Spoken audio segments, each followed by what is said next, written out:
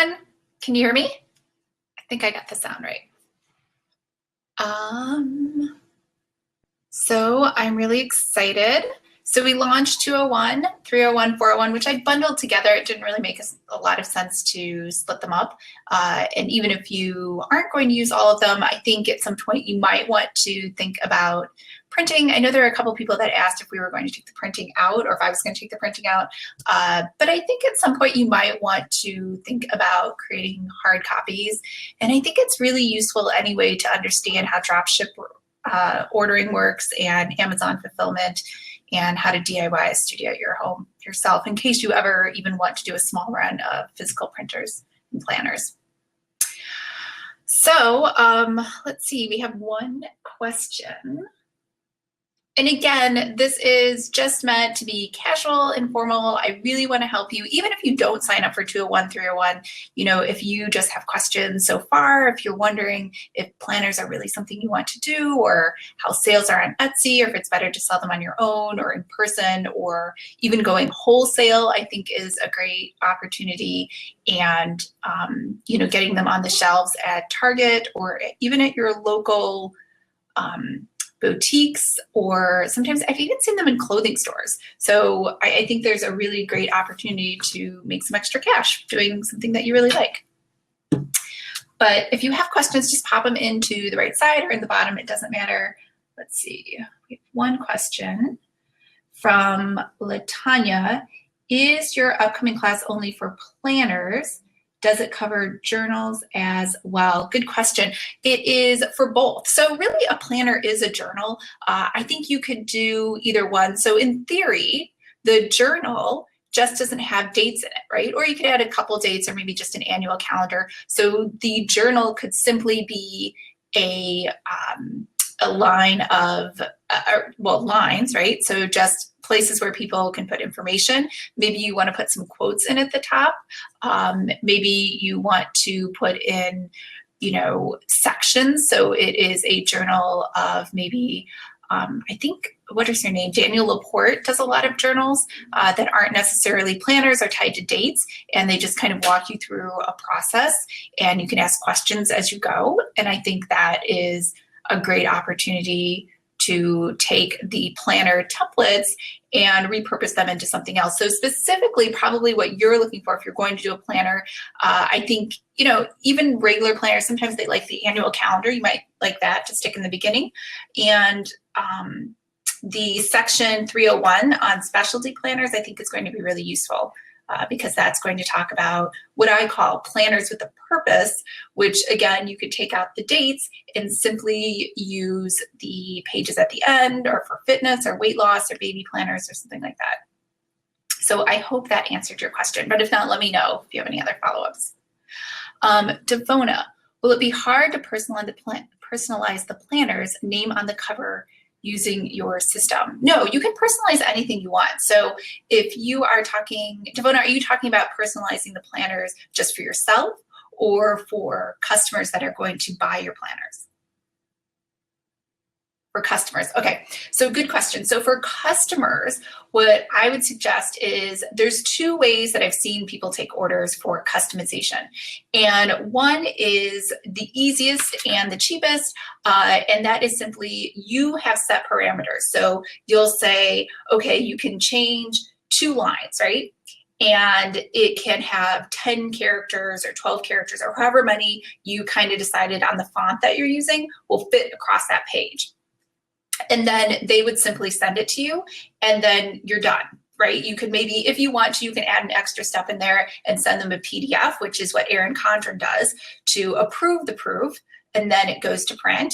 And then the second way is for you to use something like, I think Zazzle does this, I think Society 6 does this, and if you put your planner for sale on those particular platforms, they have JavaScript already built in there to automate that process. You know, like when you go to Apple and you want to personalize your apple on the back with and I guess it's engraved, right? And you can say, I could put the pretty fabulous designs iPad, right, on the back, and it will show you in real time as I'm typing out exactly what it's going to look like on the back of the iPad. And that's what Zazzle will do for you. You could also pay a developer if you wanted to sell them directly on your site and do that.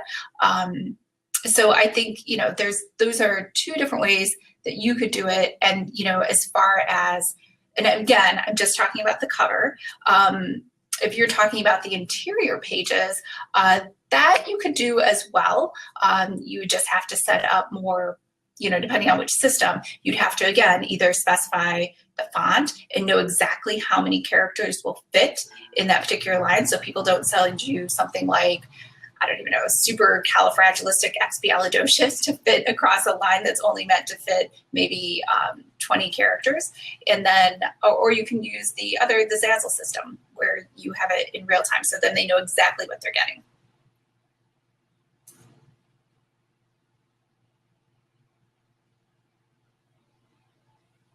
Did that help?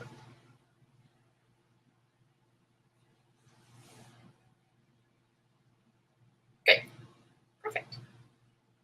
Yeah, you know, I think you guys, I don't know if you remembered from Planner, I can't even remember the lesson now, but when I asked, I actually called all of them up, you know, Plum Paper, Erin Condren, Emily, you know, not Emily Lee, all of them. They all said the #1 most popular planner was the personalized planner. So whether or not people could put photos on there or they could put their name on there, you know, it's the same thing when you meet people and you learn about interpersonal skills and they'll say people love hearing their name, right? I think the same is true in products. People love seeing their name on t-shirts, on mugs, on planners, on journals, right? So I think that's a great way, you know, if you're thinking right now about monetization, when you start doing your design, that's probably something people would love both to have themselves and when they gift things to other people, it looks more personalized. So that could be a really great idea, especially with the holiday season coming up, if you want to sort of stand out from the rest of the market, because I know a lot of those planners on Etsy, they're beautiful, but they don't do personalization. So I think if you could add that in, I think it just takes a couple minutes, right? It's some text and it's gonna help you really up your sales and make your store stand out. I designed a whole collection of planners, but the interior pages are pretty expensive to print at home and through printing services. I'm having trouble finding an alternative. What do you think? So a whole collection of planners for the interior. Okay, so the interior pages, yes, they can be expensive. There's so many different factors that go in. You know, when we talk about production in 401, we'll talk about the types of paper that you can get, the weight of the paper. You know, there's a paper factory store here in San Diego, and it's just a huge warehouse. I didn't even know you can make this many types of paper or that it was even possible, but it is. And so if you're going to print at home, it is going to be expensive because especially if you're printing in color or even if you're not printing in color, just the laser jet alone, you know, they get you because you think, oh, laser jets are so cheap as far as printers, but then the toner it's like you used it for a second and you need another toner, right? So I think, yes, it's very expensive to print at home and do double siding. Plus it's kind of tedious. So I would say anytime you're planning to sell planners, if you can, one is to drop ship them. And there's a lot of vendors that we'll talk about in 401 that will do drop shipping that I've used and I trust. And for as far as finding an alternative, you know, drop shipping is one. That's going to save you money because you won't have to print unless somebody orders. So that is print on demand. Another thing too is if you have a big sale coming up or if you think you're going to sell wholesale, say for an event or for a store that you put an order in, then we're going to talk about different printers in China that you can use. And those are going to be much less expensive. And we'll also talk about, there's some local US ones too, if you don't have too big an order, because for China, typically you need, I think 500 is the minimum to get a good price. I believe they will do lower quantities, but it's going to cost you so much money, you might as well just print them at home, especially when you consider the shipping that comes over from China. So yeah. And I was at, I don't know if you guys saw, I was posting, I was at the digital marketer, Ryan Dice puts on this conference called Content and Commerce. And there were actually 2 vendors there that do drop ship fulfillment for planning. I showed them our planners, my planners, and I asked them to give me quotes. So if those work out, hopefully, and they're US based, that might be a good alternative because they do lower sample sizes and they also marketed themselves specifically for small businesses so that you don't have to go to China. And I did ask about, because I don't know if you guys know, for some reason, the rose gold coiling is so popular, and you can buy those in bulk from China, right? For like, I think a penny each. But the problem is now you have all this rose gold coiling, and unless you're going to set up an at-home studio, then what are you going to do with 1,000 rose gold coils, right? So they said that they would take those rose gold coils that you ordered from China, you could ship them to them directly, and they have machines that'll use them because, and again, I'm going to send them a couple rose gold coils because not all coiling is built the same, right? There's some coils that wrap all the way around, and there's some coils that simply close, right? It's just one big coil, you put the paper in and you close it. So kind of like a binder. So hopefully I'll have more of those too. I was afraid to do China, but I've been hearing that is the best option. I haven't found a US option that's affordable. Yeah, so it's true. China is the cheapest, but I'm not sure who you're talking to, but they're doing bulk orders, right? So the problem with China too is, I don't know if anyone's ever sold or bought a lot of things in bulk from China, but it costs a lot to get it through customs and shipping. You can do bulk orders of customs yourself. And my friend, she sold fitness bands, and she had ordered, I think, 1,500 bands. And so she had taken a chance and she had put all of her orders onto what they call these bulk mass shipping. We'll talk about that too. She'll come on as a guest if that's something that you're interested in, if you're really going to start ordering these in bulk. But she put them on a ship.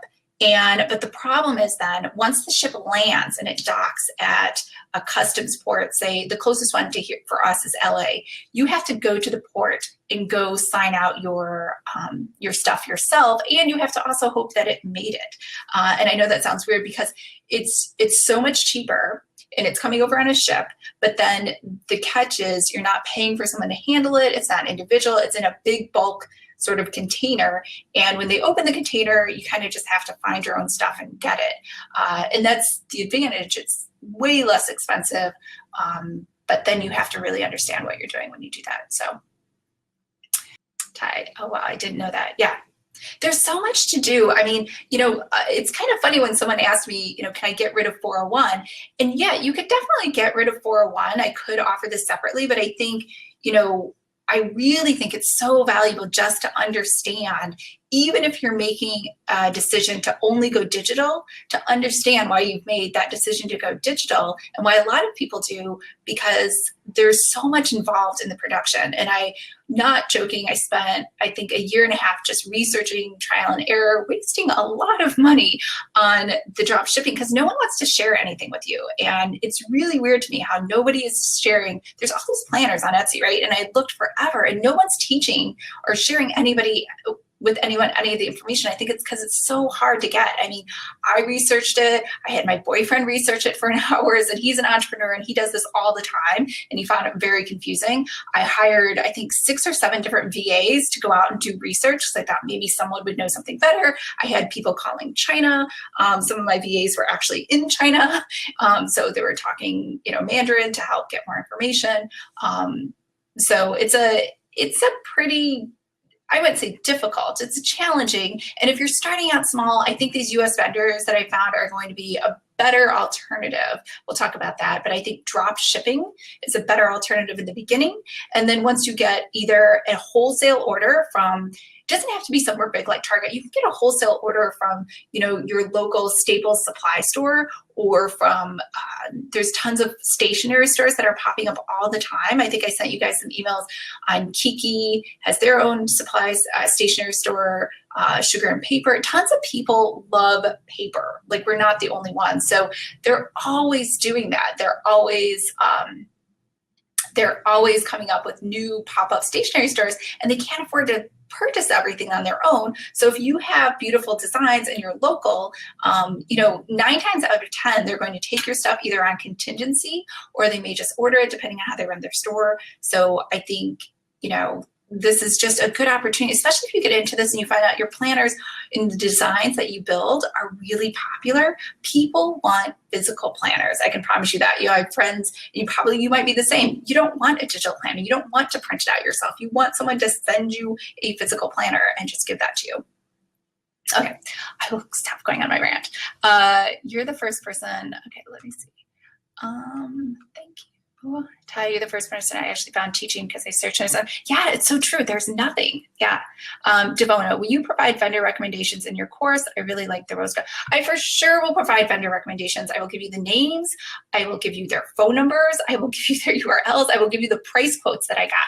And here's why I think really what sets me apart. There's another person, and I won't name her name, but I took her courses because she had some courses on, she was going to share vendors, and she didn't share vendors. She just shared, generic websites like Alibaba, which everybody knows Alibaba, right? Like, okay, so I'm going to go on to Alibaba now, and thank you for that resource. I'm going to search, thousands of vendors. That's not what I want. I want to know exactly which vendor on there is going to work, which ones you worked with. I want to know, where you stored things in your fulfillment house. So she just says, oh, we have a fulfillment house. So that to me wasn't helpful. I think you guys know full disclosure, I will just tell you if I use somebody, or I'll tell you if I didn't use somebody or I heard something bad, just so that so you don't waste tons of dollars trying to do that. So I'll give you exactly who I used, who I spoke to, their phone number. Some of them may only speak Mandarin, so my assistant talked to them. But yeah, I will share everything in 401. Like the Rose Gold Coils. Yes, I will tell you exactly where to get the Rose Gold Coils. Yes, 100%. Pamela, that's so true. I couldn't believe you were teaching this course. I got so frustrated with information. I signed up immediately. Yeah, it's so true. There was another woman, I can't mention her name, but it doesn't even matter because she teaches it in Excel. And she teaches a course on how to build planners in Excel, which I think is great. I think everybody should be learning, whatever level you're at. But I think if you really, I think what separates me is I really just want to make things that are pretty and beautiful and very high end. So, I think I would hope in the end that all of you have products and stores that look as beautiful and high end as sugar and paper. I think it's sugar paper. I think I threw the word "and" in there as like my own word, but it's called sugar paper. And that's their goal, is to create, exquisite high-end things. They only sell to celebrity clientele. And I'm not saying you have to do that, but I want you to have the tools to be able to make something that great. After this course, if you want to, you can design one-on-one planners yourself too. I can't service the whole world. And there's tons of people that want to have planners made, and they're not like you and I. They don't want to learn how to do it themselves. Maybe they just want to make one planner for an occasion, right? So there's another woman that wanted to have a planner done for just a Christian study group, right? So, there's so many opportunities where people just love being organized and people love planners. You don't have to compete with Erin Condren. You can just sell a small niche and help somebody out. And I think that's going to help you to make some extra cash too. Okay. I've researched as well. I have Latanya. I've been researching this as well. For a little bit as well. Haven't found much information. It's true. It took me a year and a half. I mean, we went through so much different layers of research, and my boyfriend's really good at research. I don't even know, that's kind of his thing. And so that's why I put him on it for like almost a year. I'm a physical girl, Pamela. Yeah. Some people just love physical planners. I'm telling you, I make digital planners now only, and I still love physical planners.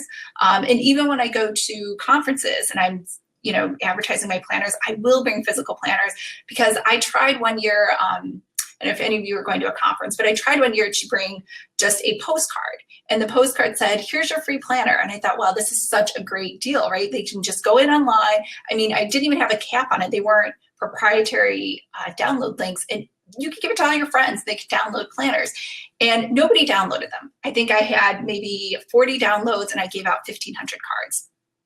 And it's because people want physical planners. But I had, and so in the next conference I went to, I brought physical planners, and people were dying for these. Like, I had contests, 100 people, 200 people would be vying to get this physical planner. It's the exact same one that was being given away for free, but nobody wanted it. They wanted the physical planner.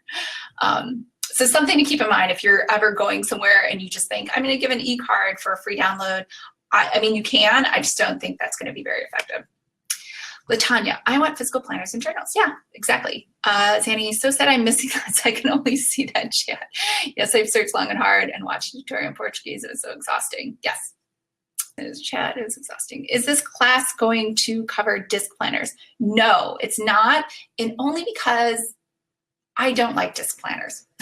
I'll be honest, I don't like them. They seem kind of cheap. They're plasticky. I strongly have an aversion to disc planners. So we probably won't use the disc planners. And if anyone's wondering what the disc planners are, I believe Happy, is it the Happy Planner that makes one? The Happy 365 Planner. You see them at Michael's, and it's basically a plastic disc, and then the page turns around. I don't know, for me, it's kind of awkward to turn the page.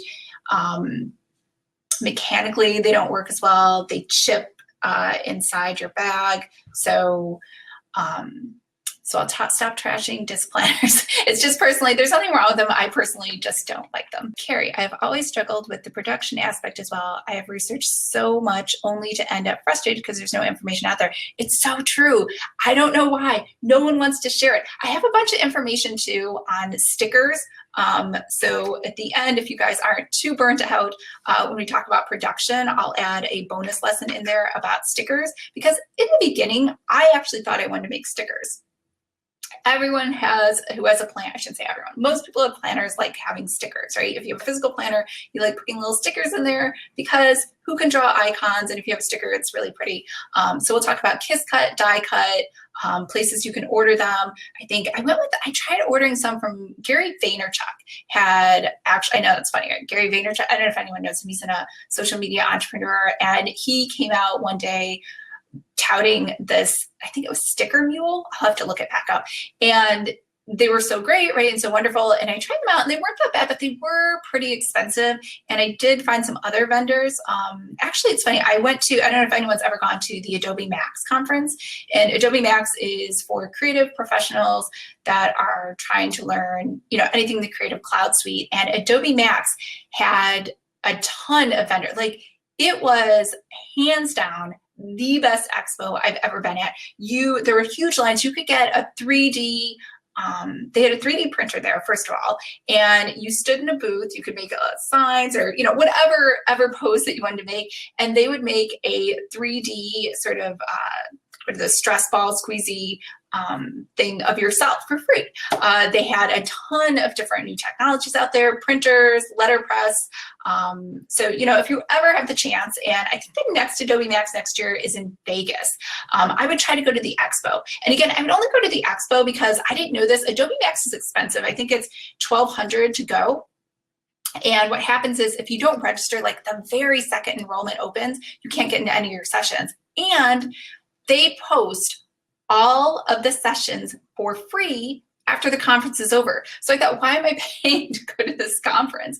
It's $1,200 when you can get all the materials for free. So just small lesson learned, Adobe Max, if you're ever interested in it, everything is free. Don't pay to go unless you can get into the Expo, because the Expo's fun. So random tip. So I don't even know what I was talking about. Oh, I know. So Carrie said there's so much information out there. That's right. There's not that much information out there. So I really just found things with the research and honestly just digging and digging. And then sometimes I just meet people at these conferences. Like, I met a lot of great vendors that are doing boxes. If you guys are interested in subscription boxes, you might want to check out, I think it's called Cratejoy. They teach people how to do monthly subscription boxes. And I think they have a list of vendors. If you plan on sending out a monthly subscription box of your planners, or collating, what's the right word? Curating a bunch of different planners that you want to send out. Because I think there's one woman that does it. I can't remember her name. I shouldn't say the one. Maybe there's more. I've only found a couple that do it, and she doesn't do it very well. And there's a ton of complaints. Like, thousands of complaints in the Facebook forum about her. So I think that's a huge opportunity if someone in this group wanted to put together a monthly planner subscription box service, and then you guys all know each other, you're going to meet each other in this course, and then you could, you know, put a planner box together where you guys all share your planners and send that out to a group. I think that's an excellent idea, especially because I promise you there's nobody doing it well. You know, my friend Alana, who has zero interest in making planners, but for some reason has a lot of excess cash, buys a new planner almost every week, and she is always on the lookouts for subscription boxes. And she said there's like 2 that she's found, and she's been hugely disappointed. So just a business idea for you guys. Yeah, happy planners make some tie. Yes. Disc players. I actually found you on Creative Market. Oh, okay. I love that platform, but would you recommend it for people who want to sell them digitally? Okay, so if you are selling Creative Market, let's just be very clear, is really for people like you guys, people who want to purchase my templates, but people who want to purchase a planner that they can just print and go with, that's Etsy. Like hands down, everybody's on Etsy. I can't even remember, and I won't even quote a stat because I don't know it. But if you look at Etsy, Zazzle, Society6, and there's a couple others, I'm forgetting their names, but all of those places are marketplaces that will allow you to sell your finished product, your planner. And those are for people who just want something to print and go. So if you're doing them digitally, I wouldn't recommend Creative Market because Creative Market takes a huge cut. They take, in fact, I'm building a Shopify store right now because Creative Market takes about 30%. And then if you sell on Envato, which I don't even bother doing, they take 40%.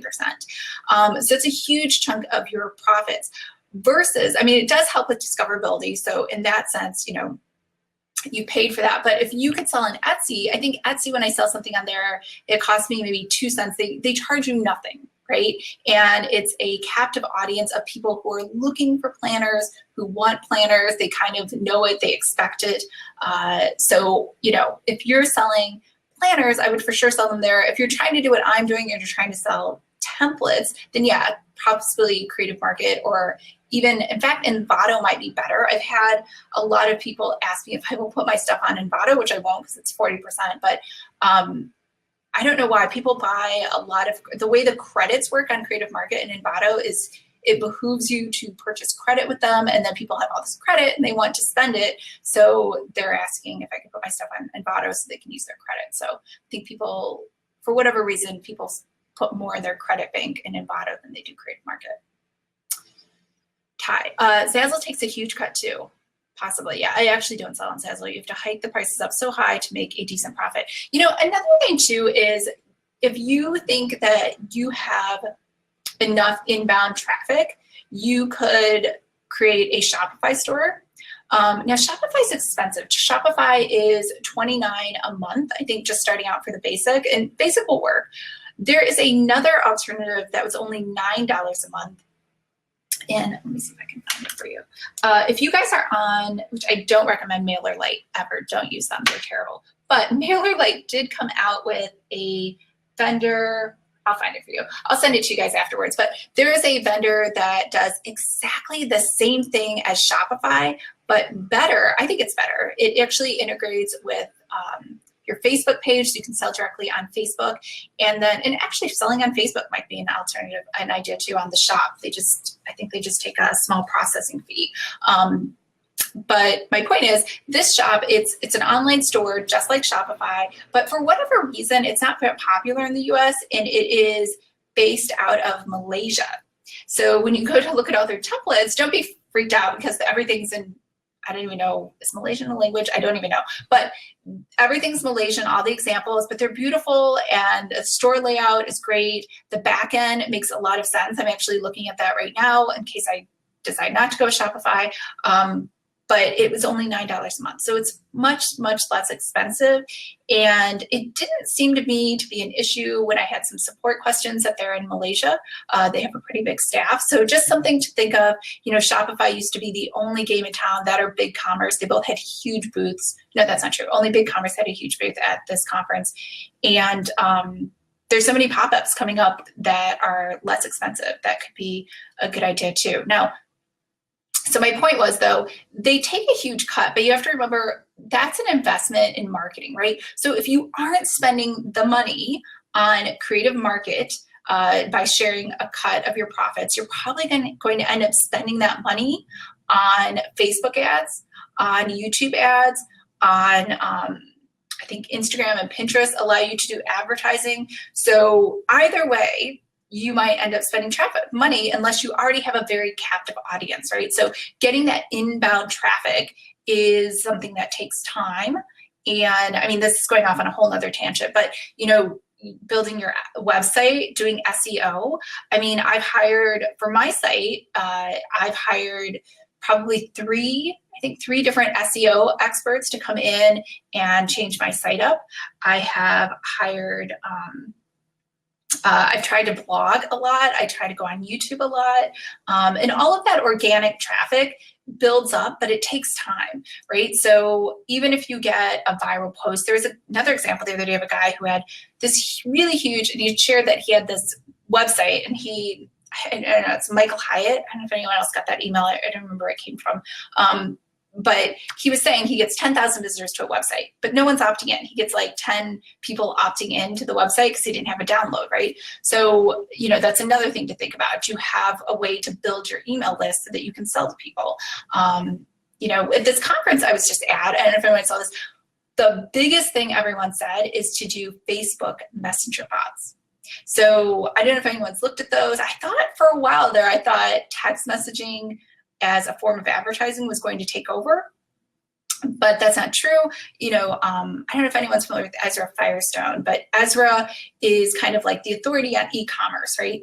And his biggest thing was you have to be on Facebook Messenger bots, and Facebook Messenger bots are going to sell. He said he had like a 5 times conversion over the conversion rate that he gets for email marketing, which is already pretty good. And he said he would rather just spend all the money on Facebook Messenger bots, and that's where he's getting a lot of traffic. So again, I think if I were going to start over again, I would try to sell things on, if I wasn't using Creative Market, I would sell things on Facebook because they have a shop and they take a small percentage. And I would employ a Facebook Messenger bot strategy versus an email and a website. So just something to think about, because you guys are starting from scratch. It could be a really great idea to save money and sell things on your own without necessarily having to invest in a website or a Shopify store.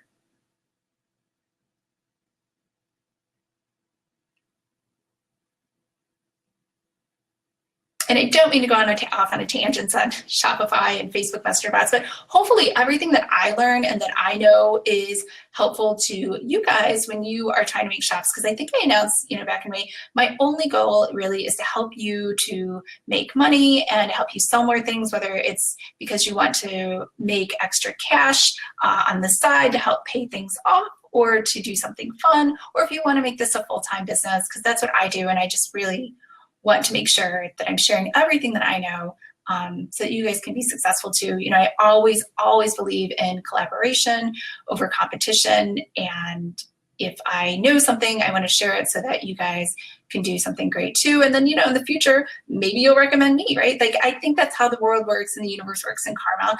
And yeah. That's great information. I usually shy away from Facebook. Yeah, it's funny. You know, I announced that, and there were a couple. I think it was Zanny. Was it Zanny? I don't know if it's saying that right, but she was like, she's like, I hate Facebook Messenger bots. I actually really like them. I don't know. There's something about it. I think they were breaking it down psychologically. People like Facebook Messenger bots. It's quick. It's easy. You know, you're kind of having a conversation, but not really, and it's a conversation at your leisure, and you don't feel the pressure. You know, sometimes on Facebook Messenger, I don't know if you guys if you use it a lot, you can see when the other person's typing and when they're online. And so all of a sudden there's this pressure to respond right away because they can see that I'm online and I'm just ignoring them. Versus if you have a Messenger bot, it's not a big deal. You're kind of having a conversation, but the bot's feelings won't be hurt if you don't respond right away. You can leave it alone and come back later. And it's really easy. It's kind of simple language. Like, so the other thing with the bot was not to make anything difficult, right? Don't try to say, even the word honey, Honey, he said people were misspelling it. So you don't just make the Facebook Messenger bot responses easy, like yes, or please, or something positive, or sunshine, I don't know, something very easy to spell and say. I put this together. So the course on the back end, I think I shared it with all of you guys as course cats, again, because I didn't want to share, it's not even that I didn't want to share revenue. I just don't want someone to own my material. Like on Teachable, they own everything. So if they just decide one day that someone named Lisa Seaford is on the terrorist watch list, they want to take my stuff off. I mean, that's extreme, but for whatever reason, they could just take all of my stuff and my materials and it would be gone. So that's why I use Course Cats and MemberPress. But if you're having trouble logging in to pay for the course, just let me know and I will just send you an invoice directly from PayPal and then I'll log you into the system. So I can call the host to get the cache cleared again at the server level. But so the course is open. Today's Thursday. So I'm closing it tomorrow at midnight PST, Pacific Standard Time. So if you want to get into the course, make sure you enroll before then because I'm not going to offer it again. I think you guys noticed even with the Planner 101, if you weren't on one of the early beta lists, I didn't release this until recently because I really want to make sure it's good and I want to reward people who are taking a chance on me, and because I know you probably haven't taken a lot of my design courses, even though you've seen some of the YouTube tutorials, and you know, I always want to make it better. And so the next time I offer it after this class is over, you know, hopefully I'll get a lot of great feedback from you guys and I'll make the course even better. And then when I release it again in the spring or the summer of next year, it's going to be 10 times better than it is now. Obviously it'll be a little more expensive, but I think as I go through the process, and especially with these Q&As, I learn what you guys are interested in, and I can provide a lot of that information because I just have a bunch of information just from doing way too much research. So I want to share things that you want to learn, but I don't want to overshare if there are things that you're just not interested in. Okay, more questions. Devona, are you going to touch on soft and hardcover designs? Is it more of a DIY or outsource method? So are you talking, so Devona, are you specifically referring to, you're just talking about the physical planners and, right? That's what I'm understanding? Yes, physical. Okay. Yes, we'll talk about that because we'll talk about paper because there's a lot of different things to think about with paper. And in fact, if you guys have time, if you're even thinking at all about paper, just go into Paper Source or a stationery store. They're so well-versed and educated on paper, you don't even know. Or try to find, like here in San Diego, let me know if anyone's in San Diego, I'll share the address with you. There's a physical paper supply store. You can go in, you can touch the paper, you can see, you can write on it. Because again, a lot of paper for planners isn't, especially covers too, we'll talk about that, but covers, if you want your cover to kind of be something for students, like kids, and you want them, kids like writing on things, right, with markers or metallic pens or pencils or whatever, if your paper is shiny or glossy, they're not going to be able to write on that, right? Like how many times have you gotten something, you try to write on it, and then it just kind of smears off, right?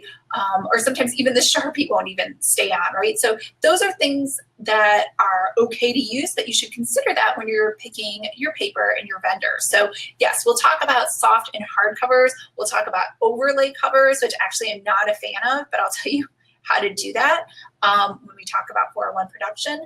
And there's another planner, I have it in here in the room with me.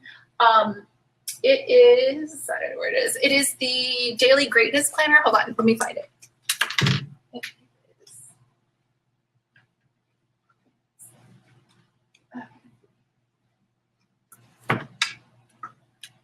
All right, I found it. It is, if you've ever ordered one of these, you can see it with the light, the Daily Greatness Planner. First of all, it's kind of funny. These things never go on sale. I'll get an email from her that'll say, I'm having a 3% sale. 3%. But anyways, these planners are really, really heavy. She has done something different where she's done a paper binding. So I find these difficult to use because they don't really lay flat, but we'll talk about this. Her cover is sort of it's a soft cover. But again, it's a different book design. So if this is something you're interested in, and I think especially people who are doing journals, we can talk about this book design because you probably, are going to be, so see there's writing on the side. These are much more expensive, just so you know, to bind. And there's a couple different people who only do journals that I actually used to use in my corporate life that are going to be much better vendors than going all the way to China for these, especially because they're so heavy. So, and you probably, I don't know if you're going to want to order those in thousands. So I hope that answered your question. Yes, we'll talk about DIYing it and outsourcing. Honestly, to DIY this, I have zero idea. No idea how to DIY a soft cover binding like this. When we talk about DIYing things at home, I will only be talking about how to use coil binding. So if you want to learn how to DIY something like this, that is not something we'll be covering. I've seen people DIY books like this at home on their own.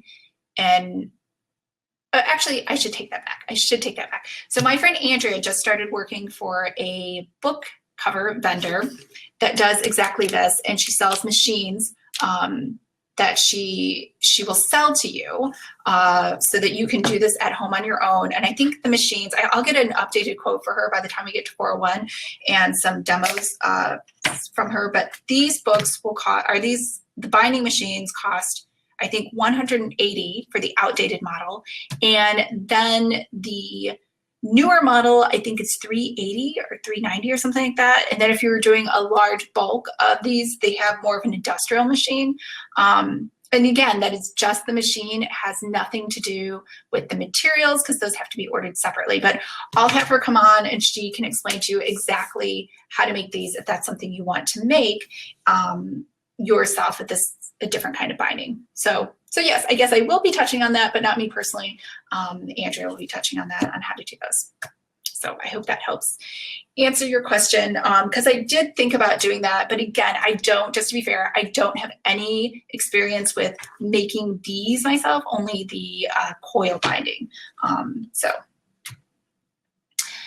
right. And just so you know, when I say she has a company, it's a huge multinational. I think they're out of Germany or something. It's a huge company. They usually sell these to, who did they sell these to? I don't even know who they sell these to. I could ask her, but I'm pretty sure she only has corporate clients. I don't think she's ever sold one-on-one to people. So that's just something special she'll be doing for us.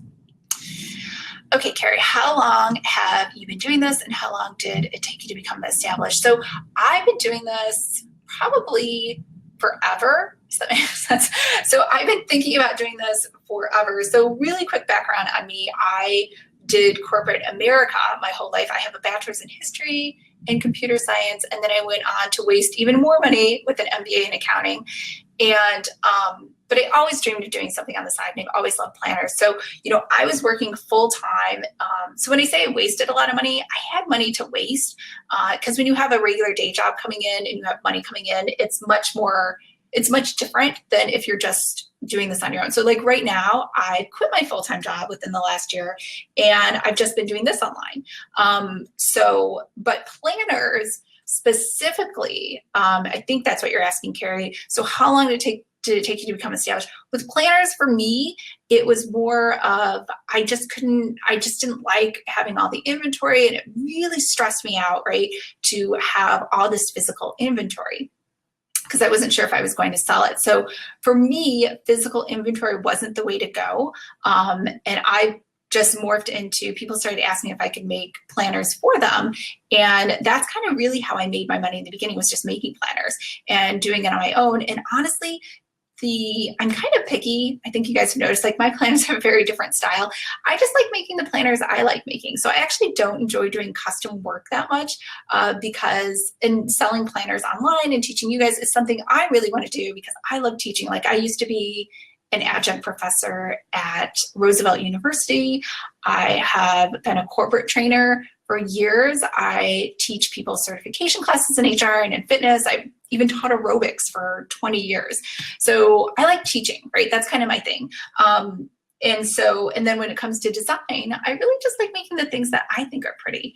And so doing sometimes design work, like right now, I have a couple clients that do very masculine things, and it's very painful to me to do masculine designs because everything I do is so pretty and rose gold and glittery. So I think, if you want to get established online, it really depends. I think, you know, if you are looking, I think Morgan Niels, I'm not saying that right, but she teaches a really great class on just marketing on Etsy. That's her whole thing, just marketing. And, you know, if that's something that, you know, you really just want to say, I want to market on Etsy, you can do that. And you can focus all your attention on that and on selling these planners. But to be completely transparent, that's not where all of my income comes from. This is only partially part of my income. I'm also an author. I also do fitness, and I also sell things for romance writers. I know, totally separate. It's just something I love doing. And again, this is kind of the reason I quit, because I wanted to do and work on the projects that I love doing versus having a lot of clients. And there's a really great, if you guys ever listen to Gary Vaynerchuk, there's a really great Ask Gary V recently. I think it was episode 282. I don't know how I know that number, but there was a guy on there, and he was talking about how he's an author and he doesn't really take a lot of clients because he just wants time to work on a lot of his own pet projects. And so that's kind of where this comes from. And the reason, I mean, you guys are in luck because this is a pet project of mine. I love teaching, like I said. And so for me, it's like, this is fun. And this is something I've been dying to do, is share these things with you. And I always just want to help other people succeed, whether it's with weight loss or it's with, you know, marketing or with planners or tutorials or designs or anything else. So I don't know if that answered your question, but hopefully, Carrie, it did. If not, just type another question in the comment and I'll try to be better. Yes, it did. Great. All right. And we can talk about that too. You know, if you guys in one of the next Q&As or something, if you guys have a request, I could talk more about, you know, where my income comes in and, you know, what's been lucrative for me and what hasn't been lucrative for me. And honestly, you know, when it comes to planners, again, doing the physical planners was not lucrative to me because I have so much, like, I have a low risk tolerance. So for me personally, it didn't work, versus other people are just killing it with selling, you know, wholesale to Target and to their local stationery store, to paper stores, because they are better at, they have a larger appetite for risk, right? So it's good to, you know, to have self-awareness and know what works for you and what doesn't, versus like me, I love courses and I can teach 1,000 courses and never think twice about it. You know, even if like 4 people signed up or nobody signed, just one person signed up, I would be super happy. But planners, if I had a huge stock of 1,000 and I was only able to sell 4 or whatever, and I'm not, you know, I don't like even doing sales. I think you guys noticed too, like the sale, if you guys got the pre-sale, the early bird sale, which I think you should have, for this thing, I didn't do a hard sell. I'm not like trying to agitate the problem and say, oh my gosh, are you, because I hate being sold to, right? Like, are you poor? Are you not able to make payments? Do you want to buy clothes for your children? You know, or something like that. That just feels, I don't want to talk bad about it, but that whole sales process to me isn't really great. Like if you don't want to buy the things that I'm selling or the stuff that I'm teaching, that's okay. Like, I don't want anyone to ever have buyer's remorse, like I tricked you into buying something, right? I only want you to purchase things that are truly something that's going to be of value to you, whether it is just because you have a personal desire to learn how to make planners, or you want to customize something for even your kids or your family for Christmas, or start a business. So that is me. I will always just be, you know, transparent. I'm never going to be that hard sell person. Anyways, my point is, if you're selling physical planners, you need to have a little bit more of a hard edge to you to do some of that hard sell to get your wholesale stuff into stores. And that's just not something that, for me, for my personality, works. But I will tell you how to do it. Okay. Pamela, how is Course Cats working for you? I love Course Cats. So if you are thinking about doing a course, so I did a ton of different research on different places. And honestly, if learning WordPress and the more technical parts isn't something for you, like if you looked at my Course Cats demo and you're like eyes glazed over, 2 things you could do. 1, you could just hire someone to do it. In fact, I would actually love doing Course Cats. If someone wants to do Course Cats and wants me to implement for them, I will do that for you because I love working with that particular platform. And I think it makes everything look pretty. A second alternative is Teachable. Now, Teachable does take a percentage and you don't own the content, so that is a risk, but they actually have a really great platform. Oops, my screen just Okay. They have a really great platform and they integrate with a ton of different things. And as far as I can tell, they seem to be the leader right now. I don't know if that will always be the case, but they seem to be the leader in moving forward with design and with features and trying to do upsells, you know, the ability to upsell people when they go through the sales process. And for the most part, it's a pretty clean design. I also looked at Thinkific, and the problem with Thinkific is, I don't think you guys would know this until you took a couple courses, but I don't think their back end is done very well. And so the problem with Thinkific, and just so you know, Teachable, Thinkific, and Teachery, all three of those are just like CourseCats. They just provide a back end, but they do hosting for you, so you don't have to create a WordPress site. CourseCats is actually a WordPress plugin, not a WordPress plugin, it's a WordPress theme that adds on, that is your website. So Thinkific. So the problem with Thinkific is I will get an email from Thinkific. I think it's just a technical problem. And I'm in two different courses, right? I'm in Mary Jane's course and I'm in Bob's class, right? For whatever reason, when I get updates from Mary Jane, they look like they're emails coming from Bob. And I think it's a problem on the back end. I don't know what other problems they have. I've had a couple courses where I'm in Thinkific. I just find the layout not as intuitive or as easy to understand as a user as Teachable.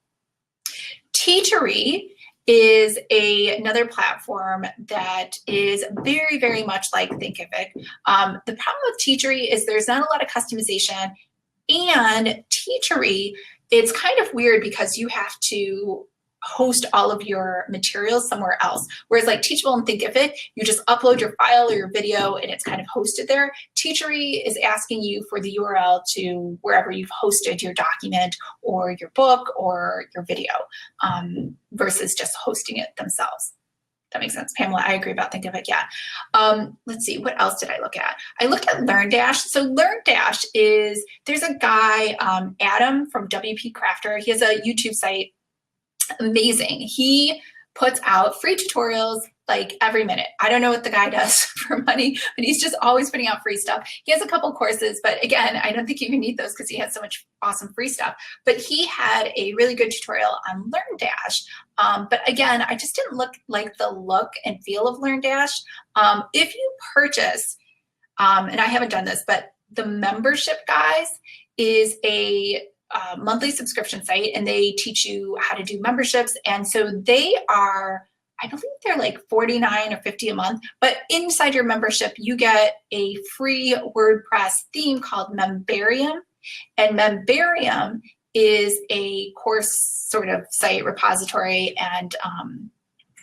and that could work too. So the problem, so CourseCats, so the one, I am running into a couple problems. So one of the hugest problems I have with CourseCats is I have multiple courses. So usually when you go to a site, you can see my courses, right? And you can see which courses you're registered in, and then you can automatically see which courses you are not registered in. That is not the case with CourseCats. It does not have the ability to do that. So when you guys click on all courses, whenever you're inside one of the classes, it will show you all the courses I have available. And it's hard for you to tell if you're enrolled in a course or not. There's no way to distinguish that. You simply can click on a course and you won't know if you're enrolled until you click on it and it gives you an error message. So I do find that frustrating. And I looked at, I think I asked 3 different developers if they could fix it, and they cannot fix it. So that is the only, I think, drawback about CourseCats. It's really meant more for either someone who doesn't care about showing that, because you could click on my account and you can see which courses you're enrolled in. But again, it's not as pretty as just seeing all courses and automatically seeing which ones are locked or unlocked. And there was, what do I use? I use MemberPress. You guys are all using MemberPress to log in, and that also is not able to show that either. So aside from that, though, I mean, CourseCats is beautiful. I don't have to pay any fees to anyone else. I just pay a monthly subscription. And so for me, that works. And I like owning all of my own material. That's probably a really long question for, is CourseCats working for you? So yes, it's working for me because I think the course layout and the design is beautiful. And but as far as just that one feature, I think is the only thing I don't really like. So if you were able to sell, say, a membership, if you had a site where you just sold, like in the future, let's say I said, I'm not going to sell courses one-off. You can just pay for a membership and then you get access to everything, then yes, in fact, that would work because it wouldn't matter. When you clicked all courses, you would just have access to all courses. You wouldn't have to differentiate between the two. So it's very minor. Okay. Ty, InDesign frustrates me a little. I know a lot of people are using things like Canva because it's easy. Yeah, I mean, yes, it's true. InDesign is tough. And that's why I say in my course, I'm never about, and I will never put together, I shouldn't say never, but I don't see myself putting together a course on InDesign. So for me, if you're wondering how I learned InDesign, and I'll talk about this more next month, but I took probably, I don't know, 10, maybe 20 different InDesign courses. And they're so confusing because they teach you how to set up your workspace and then how to do grep and then they teach you so many esoteric details and features of InDesign that I'll never use, like interactive documents. I never want to create an interactive document. I think interactive documents are more for people who are creating children's books, which is a great thing, nothing to knock them, but children's books have the ability where children can go in and they can click things and they can explore, and I think that's really great. Or if you have an interactive magazine. So that's not something I want to learn, but there's a lot of courses that focus a lot on that. So for me, you know, for all the courses, I'm only going to teach you exactly what you need to learn to make the planner. We won't even talk about any of the other features or all the other special buttons or things that you could do. We're just going to use it for making a planner, and that's it. So Canva, that's a good question. Canva is free, right? I think they have a paid version if you want to use some of the more advanced features, but Canva, I find frustrating. Canva is never going to allow you to, one, create beautiful planners because you can't really customize it. And two, you're kind of stuck with the parameters. So Canva, I don't know if you guys have explored it, Canva actually does have planner pages. So you could create a planner in Canva, but to me, creating a planner in Canva is just like creating a planner in Microsoft Excel or Microsoft Word. It has a lot of limitations. It's not going to allow you to do things like put check boxes in, which we're going to talk about in 301 for specialty planners on how to, let's say you want to put a grocery list together, right? Or maybe you're making a planner for weddings and that's something that you want to do. So Canva is, you know, if you think that's something simple that you want to do and it works for you, you should definitely do it. Again, I never want to do a hard sell, but, you know, I think you're going to be very frustrated once you start trying to customize it, especially with fonts. I think you can't even use that many fonts in Canva. So, so I think that's why, I mean, I never, just so you guys know, I never ever want to learn InDesign. I paid thousands of dollars for designers to create things for me in InDesign when I first started out because it was so painful to use. And it was so difficult and scary looking at the interface. And especially sometimes like, I just wanted to, like, I think there's a tutorial I have, and it's funny, not a lot of people have watched it, and it's how to edit things, what happens when you can't edit things. Because sometimes items in InDesign get locked, and so I'm clicking on it, it won't edit, and that's just because it's a locked field. And so it's little things like that that I think frustrate people in InDesign and make you just want to throw it in the garbage, right? So we'll talk about that, and we'll be there. I can answer questions when those things come up. So that you're not alone and you don't feel like you're stuck. So, so hold on, I will just do, Pamela, I'll come right back to you. Ty, they're confusing. I've taken like all three and threw my hands up, yeah. I don't like Canva for planners. I didn't even know they had planner templates until recently. Very limiting design-wise, yes, that's true. Okay, so Pamela, what type of hosting do you use to handle the plugin? You know, I actually use Bluehost, which is so cheap. I think it costs $3.95 or $2.95 a month. That's all I pay. I know WP Engine is supposed to be the gold standard of hosting for WordPress, and I think they're $30 a month, and they are wonderful. And I've used Liquid. I actually prefer Liquid Lab, and I think they're $59 a month. But again, you know, if you're just starting out, Bluehost works fine. And a big thing to think about is Bluehost allows you to use free email accounts, whereas WP Engine doesn't have email. So I mean, it's not a big deal. You have to pay $5 maybe for Google so you have email, but Bluehost, you can create a ton of different emails like orders at prettyplanners.com or sales at prettyplanners.com. So you can have a ton of different email accounts so you can kind of separate requests coming in from customers. So Bluehost just worked just fine for me, and I haven't had any problems, and they have 24-hour customer support, and I always call in and get things fixed right away. So that helps.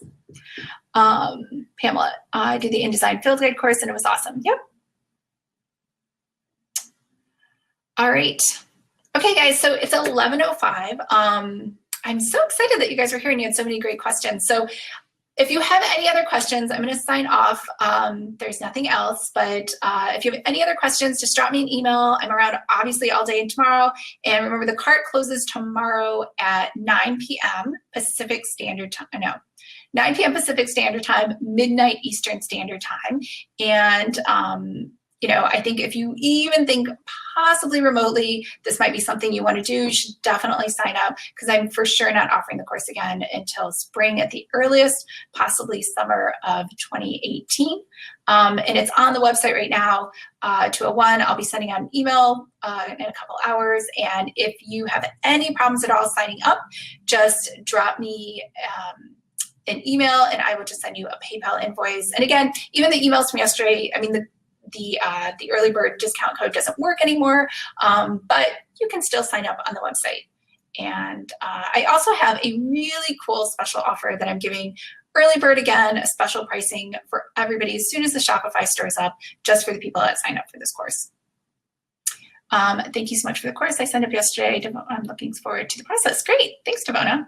I'm looking forward to having you in class. Carrie, thanks so much. I'm super excited to take the course. Awesome. Super excited to teach it. And Pamela, thanks. See you in the course. Great. All right. I hope everyone is having a great day, and I look forward to seeing all of you in the course and helping you out more. LaTanya, you said the early bird course doesn't work anymore. That's right. The early bird code expired last night at midnight. So, but it's okay. You can still sign up. It's still, I promise, even with the full price of the course, it's going to be way less expensive than the price that it will be at in March. And you do have lifetime access. And in case you're worried, all the improvements I'm making to the course for next spring and March or summer, whenever we offer it again, you will get access to it. And if new templates come out for the course, you will get access to those as well. So you'll have lifetime access. So, all right, if there's not anything else, I'll see you guys later. Bye.